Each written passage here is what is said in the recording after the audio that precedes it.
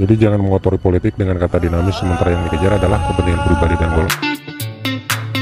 Di kita, karena periode jabatan dibatasi dan karena hal lain terkait aturan, seseorang tidak diperbolehkan mengikuti kontestasi jabatan.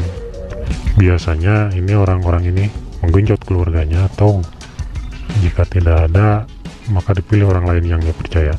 Boleh, selama niatannya baik, boleh saja. Namun jika diantaranya ada yang berniat tidak baik, didorong karena rakus, gila pujian, gila jabatan, dan seterusnya, nah ini yang berbahaya, karena berpotensi mengarahkan orang kepercayaan yang tadi dia jadikan ke arah yang salah. Biasanya kan suka ada muncul istilah ya, boneka. Nah, karena orang ini biasanya mainan, cuman jadi alat wayang dalangnya ya yang tadi mengangkat dia. Hal seperti ini ternyata ada sejak zaman dulu. Gubernur di Irak zaman Yazid bin Abdul Malik, namanya Ibnu Hubayroh. Dia diangkat oleh Yazid. Setelah Hubayroh menjabat, Yazid ini ikut campur dan ngaturnya kepada Hubayroh banyak negatif pula. Jika ternyata kita mengalami hal seperti ini, ada dua alternatif dari saya barangkali bisa dipakai. Pertama, serahkan lagi saja jabatan itu dengan tidak membuat dia tersinggung. Kreatif kita caranya. Apa sih jabatan itu? Jika jabatan untuk mencari uang, kamu bisa nyari uang dengan cara lain yang justru tidak lebih banyak risikonya. Usaha apa pak? Saya gak bisa wira swasta. Bukan tidak bisa, kamu cuma gak niat, males, buang rasa males itu. Tanpa menjadi pejabat apapun, kamu bisa populer. Dunia kita saat ini mendukung itu. Energi kamu daripada habis mengakar ego dan kemauan dalang, mending kita curahkan untuk berbuat baik pada tempat yang lain. Alternatif kedua, lanjutkan jabatan tersebut dan berkuat hatilah dalam menerima perintah-perintah di luar kepatutan dari yang memberi jabatan tadi. Jangan takut oleh keperkasaan atau kejahatan dia. Jika kau lebih taat kepada Tuhan, mengabaikan permintaan dia, maka kau akan selamat dari kezaliman dia di dunia. Tapi jika kau tidak takut kepada Tuhan dengan melaksanakan kemauan dia, apapun yang dia perintahkan kamu turut, maka dia takkan memeliharamu dari siksa Tuhan di dunia akhirat. Maka jika ini terjadi padamu, sesungguhnya kau sedang diuji oleh Tuhan. Jika kau bisa menyelesaikannya, maka nilai akhir akan baik untukmu.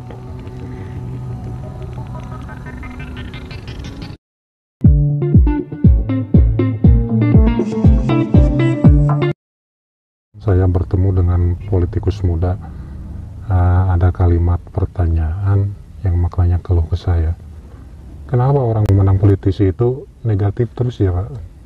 Nah, rata-rata politisi sejak mulai terjun hingga sekian lama dalam profesi tersebut memaknai politik sebagai hal yang negatif.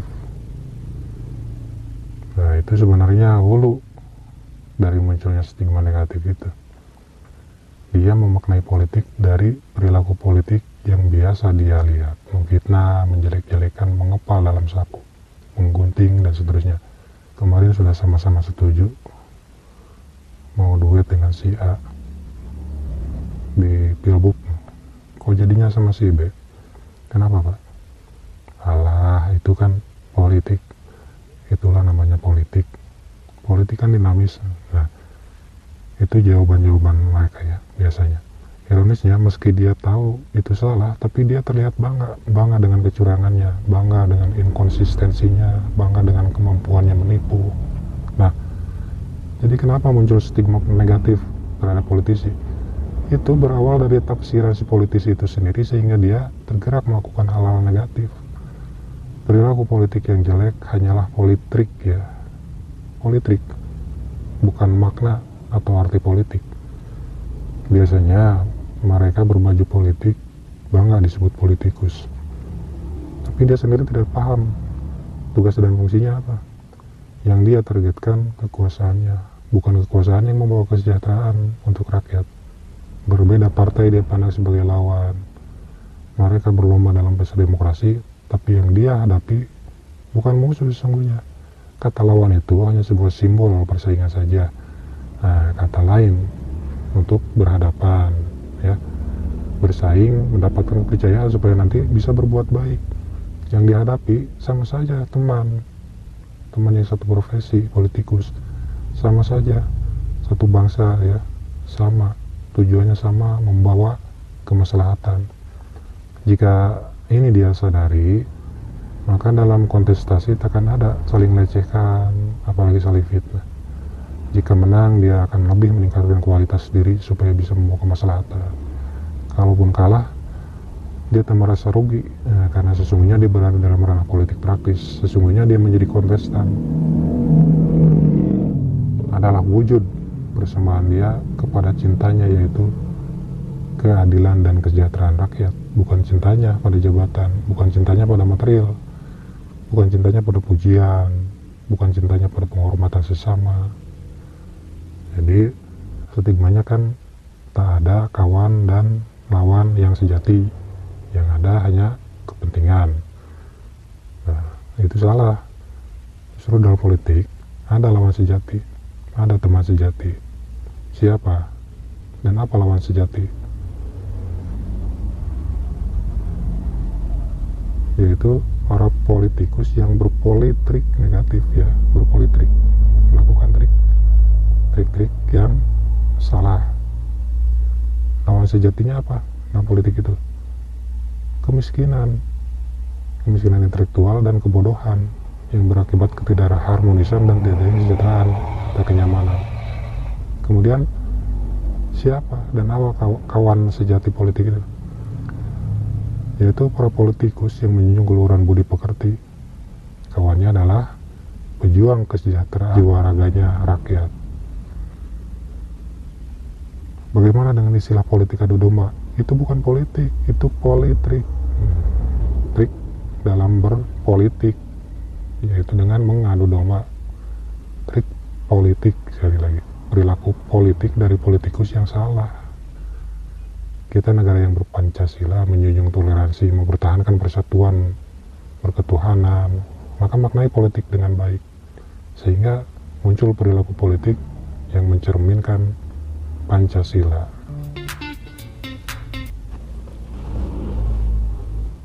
Menjelang pemilihan anggota DPR, DPRD, bupati, ya, pejabat-pejabat publik itu, biasanya politisi berlomba mencari simpati, ngasih ini, ngasih itu, membangun ini, membangun itu.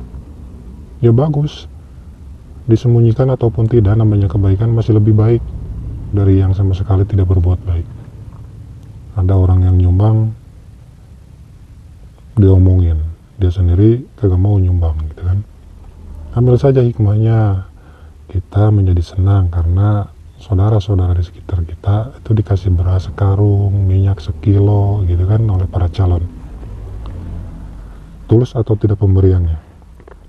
Di antaranya mungkin ada yang tulus, aku ngasih ini, dipilih syukur, nggak dipilih juga terserah. Ada ya yang seperti itu.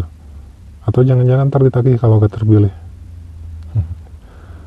Kemarin jauh hari sebelum nyalon, dia pelitnya bukan main, Pak, sombongnya bukan main, Pak. Ya barangkali sekarang dia sudah mendapat hidayah.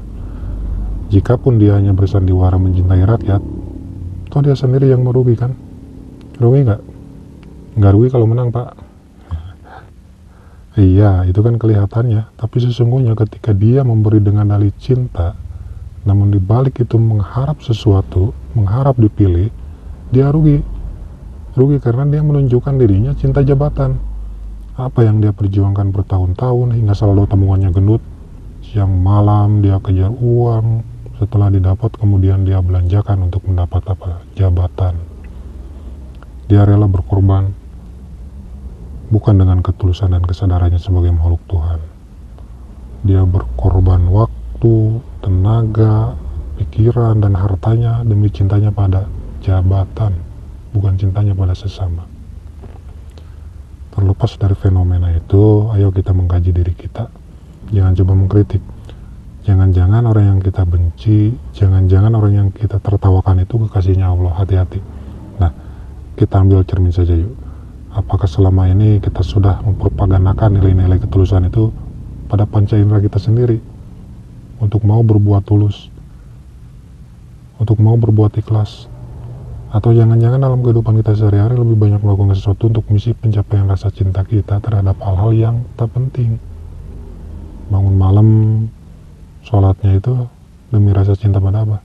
Pada harta, bukan persembahan bakti kepada Tuhan. Ada kerja bakti di lingkungan, ngambil dia cangkul, comberan dikeruk, hanya manifestasi terhadap cintanya pada pujian, ya kan? Warga muji nggak kalau kita begitu? Kita senang dipuji kan? Di kalangan politisi ada banyak yang merasa dibohongi oleh sesama politikus. Awalnya sepakat berkoalisi, berubah, kemudian meninggalkan. Ada lagi saat rapat paripurna walk out, alasannya tidak setuju karena merugikan rakyat. Seminggu kemudian mendukung kebijakan tersebut. Ini biasanya kalau wartawan bertanya, alasannya akan dijawab seperti ini: politik itu kan dinamis. Itu jawaban yang umum ya dari mereka. Kadang-kadang karena politikus tidak menyadari tupoksinya, maka muncul alibi seperti itu. Sikap politiknya yang membingungkan, mudah merubah, dia sebut dinamis dalam politik. Ini kan sama saja membuat hal baru di luar jiwa rakyatnya Indonesia. Maknai politik dinamis itu sebagai sesuatu yang mengarah pada perbaikan. Tetapi perilaku di luar etika, di luar ideologi, di luar visi berbangsa dan bernegara, jangan menyisipkan kata tersebut. Jadi dalam politik nggak boleh Pak merubah keputusan. Nah, perubahan sikap politik, perubahan sistem politik, jika diyakini untuk kemudahan, untuk terciptanya keadilan dan kesejahteraan rakyat, terjunjungnya nilai-nilai etika, maka diharuskan. Inilah yang dimaksud dengan politik dinamis. Justru dinamisnya di situ. Jadi jangan mengotori politik dengan kata dinamis, sementara yang dikejar adalah kepentingan pribadi dan golongan. Membohongi sesama politisi, apalagi membohongi rakyat, itu tidak bisa ditautkan dengan kata dinamis. Hari ini mendukung pemerintah karena merasa diberi jatah, besok memusuhi, bahkan kebijakan yang bagus pun dia propagandakan kepada rakyat sebagai hal yang negatif, hanya karena merasa pemerintah tidak berbaik hati kepada golongannya. Ini tidak termaksud pada sifat politik yang dinamis.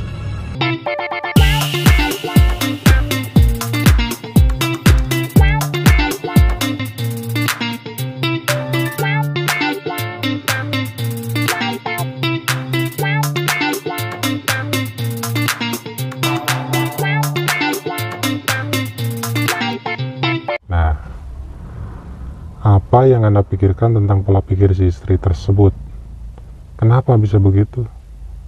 Karena dia tahunya sholat itu wajib dan tidak boleh ditinggalkan. Analogi tadi seringkali hinggap dalam pikiran orang-orang yang berbaju politik. Sebelum jadi pejabat publik, dia merayu-rayu warga. Perlu disogok tak warga deh. Makan dog setengah kilo supaya milih manehna. Dia mengklaim bahwa dirinya merasa harus berguna bagi masyarakat banyak. Konon dia sedih melihat penderitaan rakyat dan sebagainya. Sekali nyalon gagal, dia nyari uang lagi. Masyarakat bertanya-tanya, kemana sih bapak yang baik hati itu ya? Kok nggak ada di medsos ya? Kok nggak pernah ngasih telur lagi ya? Pemilihan berikutnya nyalon lagi, gagal lagi, sampai energinya dia kuras untuk bagaimana bisa menang pada event berikutnya. Alasannya karena ingin berbakti dan berbuat lebih banyak untuk masyarakat. Enggak yang demikian? Tidak dilarang, tapi alangkah baiknya membatasi nafsu ingin punya jabatan. Nah, pikirkan apa sesungguhnya keinginanmu. Jangan-jangan saya ini gila hormat, jangan-jangan saya ini gila jabatan, jangan-jangan saya ini ingin dianggap hebat oleh teman semasa kecil. Enggak begitu Pak. Saya cuma ingin berbuat untuk rakyat banyak Pak.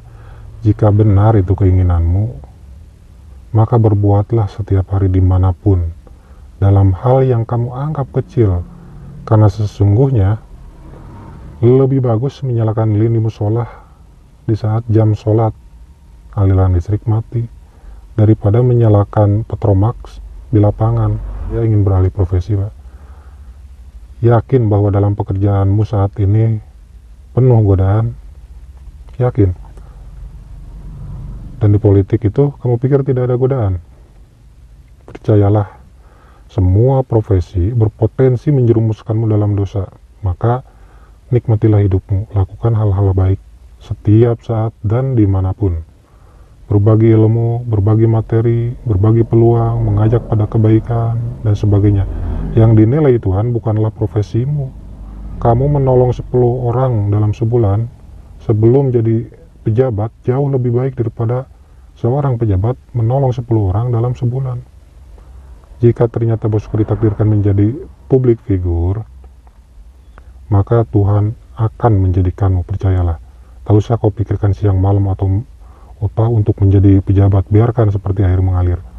Ya. Nah, ada hal-hal lain jika memang kamu mencermati perpolitikan, melihat ada kebijakan pemerintah yang baik, dukung.